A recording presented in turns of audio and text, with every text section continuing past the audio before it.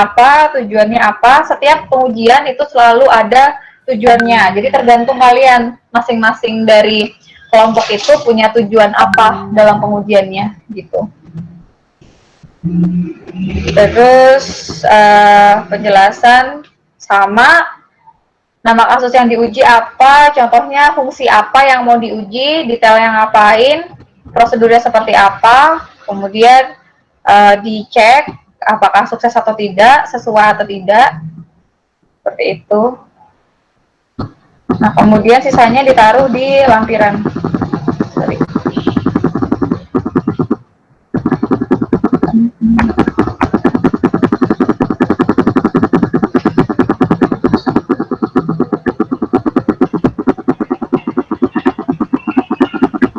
Nah ini, jadi semua lampiran-lampiran yang use case yang sisanya ditaruh di lampiran. Itu caranya nulis bab 4. Jadi, apa yang kalian tulis di bab 3 itu disesuaikan di bab 4.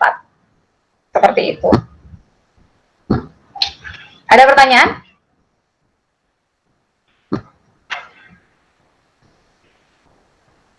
Oke, kalau tidak ada, saya mau cek laporan dong. Mas Heru, laporannya ada? Pakai laptop atau pakai handphone? Pakai PDF, Bu. Oke, silahkan di share screen.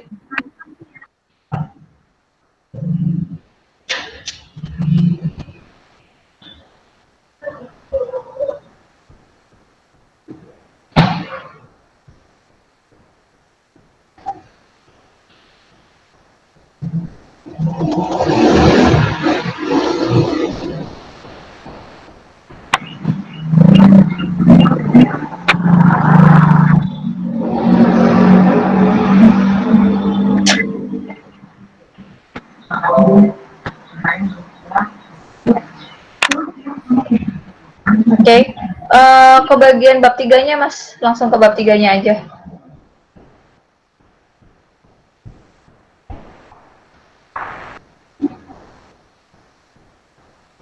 Yang tadi, yang bab 3 yang metode penelitian. Sorry.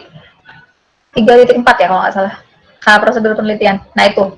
Jadi nanti bikin 3.4-nya itu sesuai sama ini. Yang pertama, analisis 4.1 berarti analisis.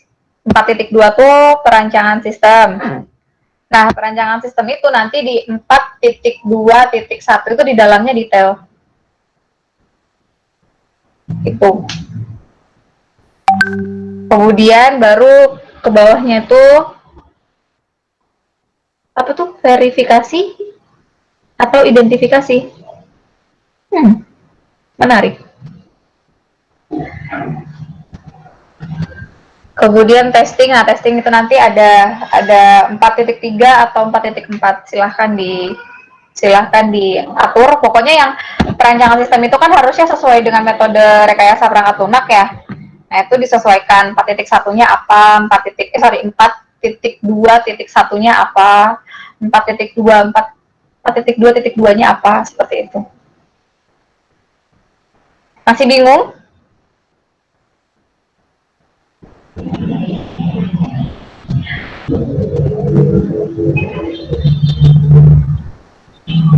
Izin bertanya, Bu. Oke, silakan Mas Bayu.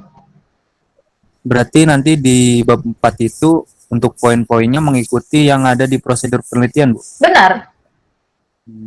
Jadi makanya hati-hati ketika kalian bikin prosedur penelitian. Kalau kalian bikin prosedur penelitiannya sedikit kurang tepat atau apa ya istilahnya, bukan salah sih, di prosedur penelitian tuh nggak ada yang salah, tidak sesuai gitu, atau kesesuaiannya itu sedikit, nah itu nanti pasti bakal keteteran di bab 4 karena bab 4 itu pasti mengacu dari bab 3 gitu. Ya, baik, Bu. Oke. Ada lagi?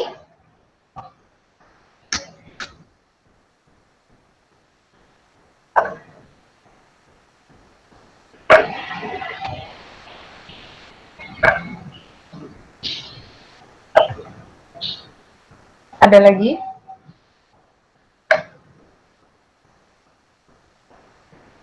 Jadi oh ya, Pak Deden dan Pak Adi menyerahkan nilai apa sih namanya, nilai laporan dari saya. Jadi kalau nilai laporan kalian dari saya itu misal dapat 70, di Pak Adi juga sama Pak Deden dapatnya 70. Seperti itu. Jadi nilai laporan sepakat diambil dari metodologi penelitian. Dengan komponen yang sudah saya jelaskan sebelumnya, Turnitin, kemudian kesesuaian template, kemudian isi, konten, algoritma, seperti itu. Jadi kalau misal kalian ada apa sih istilahnya, ada beberapa yang Turnitinnya bagus, Turnitinnya kurang dari 20 atau kurang dari 30, tapi ternyata isinya tuh kosong. Jadi yang apa yang dapat diisi, apa yang dapat dinilai gitu. Gitu ya. Ada yang chat. Untuk angkatan 17 gimana ya, Bu? Apakah lanjut ke bab 4? Enggak.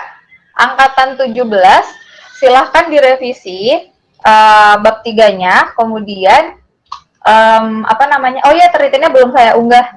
Jadi nanti teritennya saya unggah dan konfirmasi ke dosen pembimbing. Nah, kalau sudah nanti kita akan ada rehearsal atau latihan presentasi untuk bulan Desember awal kalau tidak salah. Jadi angkatan 2017 itu sidang proposal itu di bulan Desember dan saya akan hadir sebagai penguji untuk mengambil mata kuliah untuk mengambil nilai UAS. Gitu ya. Jadi nilai UAS metodologi penelitian diambil dari sidang proposal angkatan 2017. Seperti itu.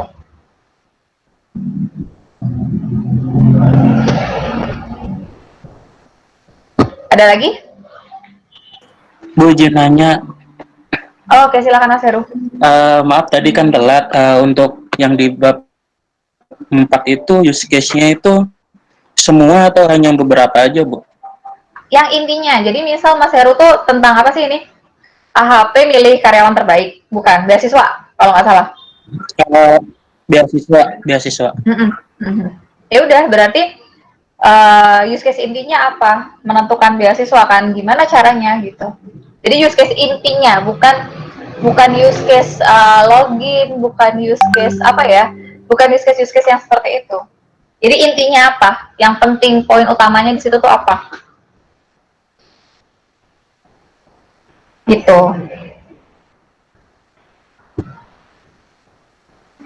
Oke, Bu, makasih. Sama-sama.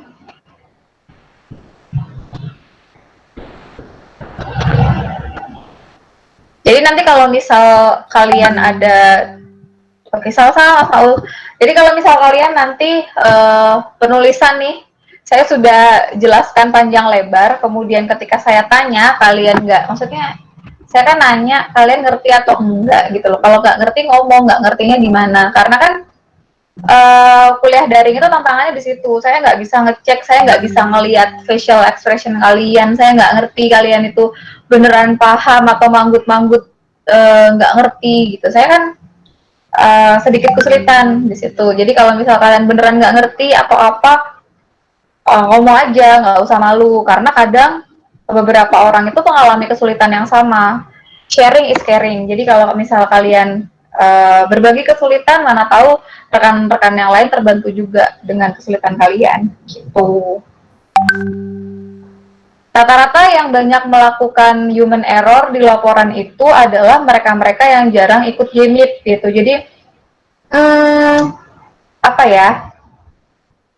Saya tidak bisa berharap banyak sih di kelas daring ini untuk dapat nilai at least apa ya? C mungkin.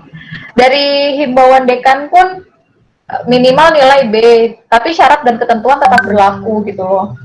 Ya kalau sekarang kalau kita ngomongin nilai, mari kita berpikir logika. Kalau kalian mengusahakannya misal setengah, ya kalian akan dapat nilainya segitu. Tuh, udah apa lagi? Kalau emang nggak ada, kuliah kita singkat aja. Bu, buat Ya, izin nanya lagi. nggak apa-apa. Untuk penilaian UAS itu sebenarnya seperti apa Bu yang di laporan Bu? Karena yang seperti yang Ibu bilang tadi banyak yang plagiatnya kecil cuma isinya kosong gitu Bu. Nah, buat yang misalkan kayak saya nih kan plagiatnya masih di atas 30 dikit.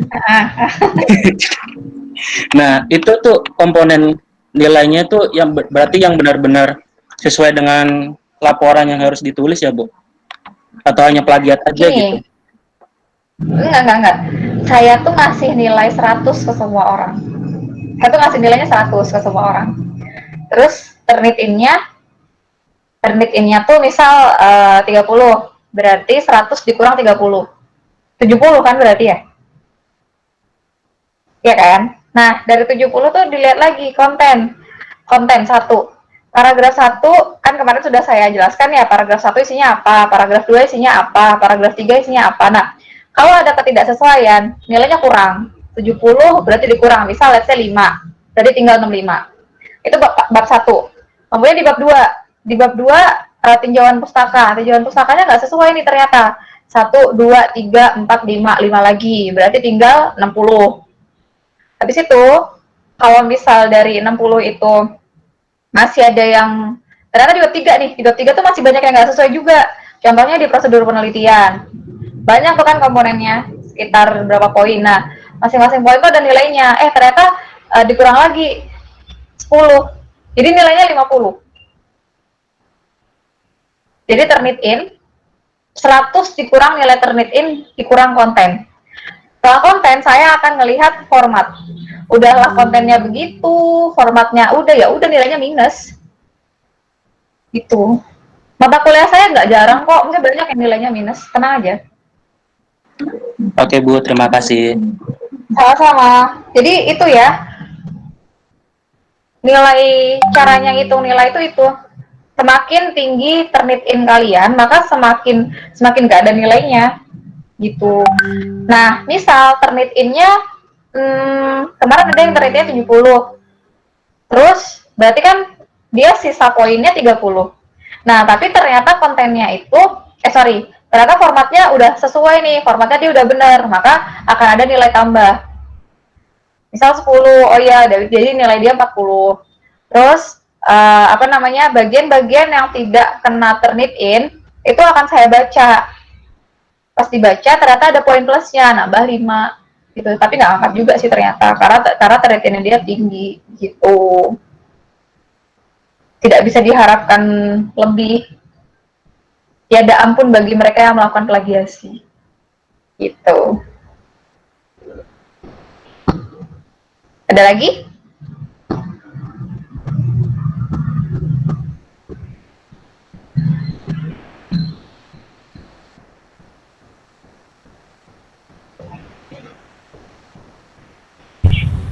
Izin bertanya Bu, Silakan. apakah ada presensi kehadiran di learning? Terima kasih. Gimana? Apakah ada presensi kehadiran di learning? Oh iya ada, selalu ada kok. Tenang aja, cuman belum diposting aja. Selalu ada. Soalnya saya 2 nih, ntar jam 4 masuk. Takutnya uploadnya malam gitu, nggak bisa isi gitu. Nggak apa-apa. Iya, cuman belum diupload aja. Ya, terima kasih Bu. Ada lagi?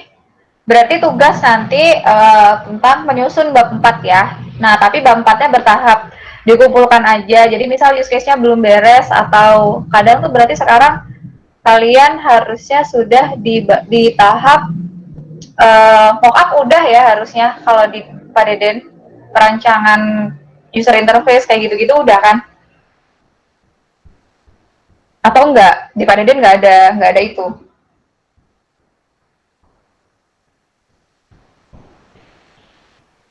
Oke. Baik, kalau gitu karena sudah tidak ada pertanyaan, saya rasa kalian semua sudah cukup paham dengan segala konsekuensinya. Sekali lagi, mata kuliah saya tidak ada yang namanya tidak ada yang namanya SP atau perbaikan. Pilihannya cuma 2, perbaiki sekarang, lakukan terbaik sekarang, atau mengulang tahun depan. Seperti itu. Baik, ini ada chat lagi.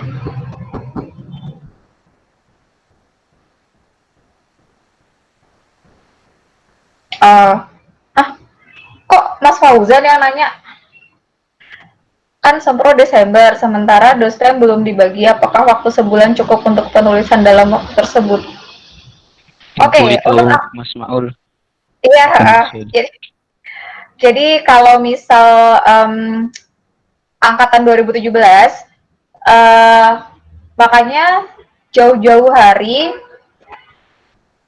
KP itu sebisa mungkin linear dengan tugas akhir. Jadi kalau mau nulis bab 1 sampai bab 3 itu sudah terarah itu. Apakah waktu sebulan cukup untuk penulisan dalam waktu tersebut? Cukup Mas, saya nulis seminggu kalau cuman bab 1 sampai bab 3 aja.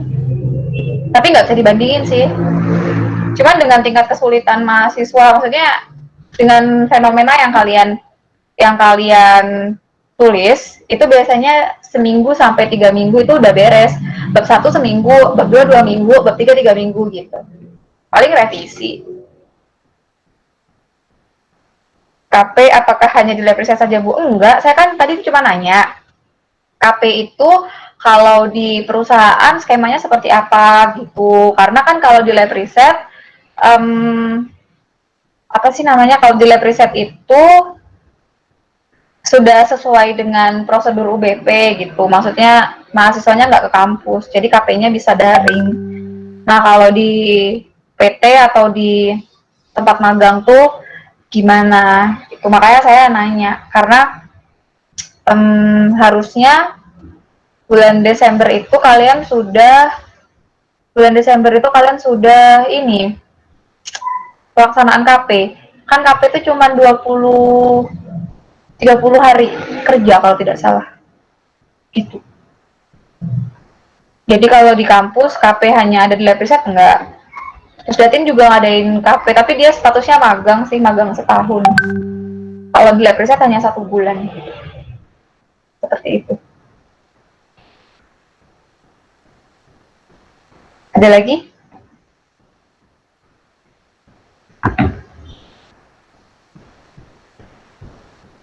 Oke, baik.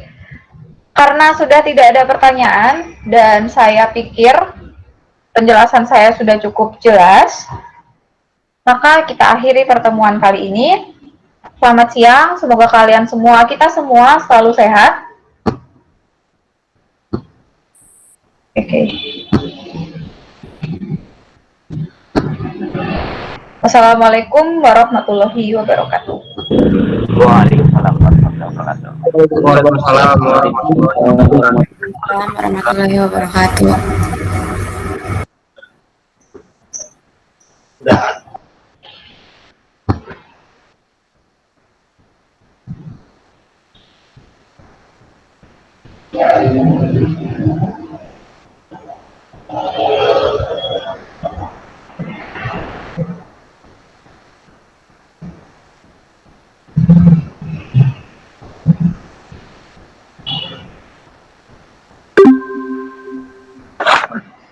Assalamualaikum Bu. Waalaikumsalam Mas Heru. Bu itu Oh KP. itu mau nanya, kirain mau pamit. Itu KP apa? Desember ada lagi Bu? Kan Mas Heru udah, Mas Heru mau ngambil KP yang buletin atau mau ambil KP yang baru? Yang buletin aja sih. Oh ya udah, tinggal bikin SK aja kalau gitu. Oh gitu. Oke. Siap Ibu. Yo. Ibu bentar Bu. Mau Iya, nanya mana itu. Mas Eko ya. Iya. Yang KP tadi itu ada berapa aja kalau misalnya Bu di lab riset? Di lab riset itu cuma 6 kalau nggak salah, cuma 6 orang, maksimal 6 orang. Maksimal 6 orang. Oh. Udah banyak. Udah banyak ya Bu ya? Saya belum open sih, saya cuma masih ngasih pengumuman aja. Ya, nanti posternya akan saya bagikan setelah posternya akan saya bagikan akhir bulan kalau tidak salah. Akhir baik, bulan Bu. November. Ah, Oke, Makasih, Bu. sama-sama. Ibu izin bertanya. Iya, Mas Warna, silahkan. Ibu, sebelumnya saya kan Warna kan mau kerja juga di Yamaha. Nah, kalau misalkan perusahaan itu tidak memperbolehkan eh, kitanya buat KP itu gimana, Bu? Solusinya? Perusahaan tidak mengizinkan buat KP. Itu ada yang namanya surat keterangan. Jadi Mas Warna ngasih surat keterangan bahwa Mas Warna kerja di perusahaan tersebut. Jadi bikin apa surat keterangan kerja? Kalau nggak salah ya, surat keterangan kerja. Terus nanti dikasih ke koordinator KP. Koordinator KP itu Bu Eis. Sudah kenal kan sama Bu Eis? Iya, Bu. Nanti dikasih ke Bu Eis. Terus nanti skemanya bakal prosedur KP-nya tuh kayak gimana? Nanti itu diarahkan sama Bu Eis gitu. Karena kalau untuk yang kerja itu ada cara KP-nya sendiri dan saya kurang tahu. Oh gitu. Iya, Bu. Baik, terima kasih, Bu. Yang penting surat keterangan kerjanya itu. Kalau surat keterangan kerjanya itu dari perusahaan, Bu? Iya dong, masa bikin sendiri. Iya, Bu. Baik, terima kasih ya, Bu. Sama-sama.